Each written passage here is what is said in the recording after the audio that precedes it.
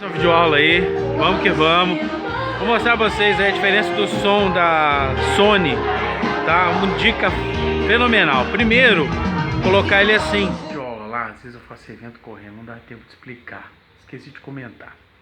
O que eu quis dizer de colocar a melhor posição?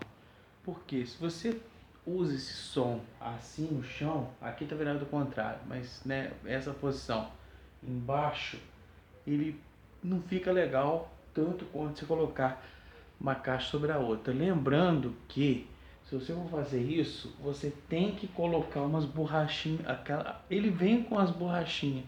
Se você não usou essa borrachinha, se você estragou, eu usei o que? Eu colei câmara de ar nele, né? Cortei a borrachinha da câmara de ar, qualquer borrachinha que seja assim, com a câmara de ar, colei com super bond, ou no caso na super cola, né? Que a super bond deixa feio, né?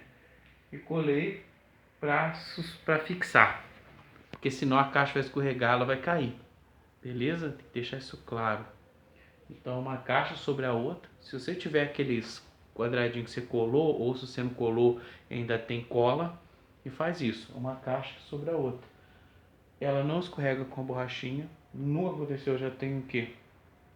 Uns 4 anos que eu toco ela, nunca aconteceu.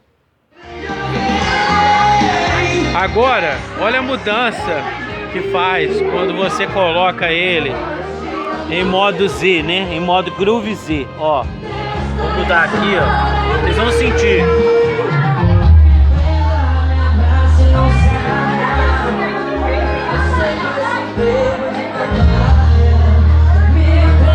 Viu a diferença? Ó. Não aumentei volume. Viu? O resto da dica eu te dei. Então se inscreva no canal, ative o sininho de notificações, compartilhe esse vídeo. Até o próximo vídeo. Valeu!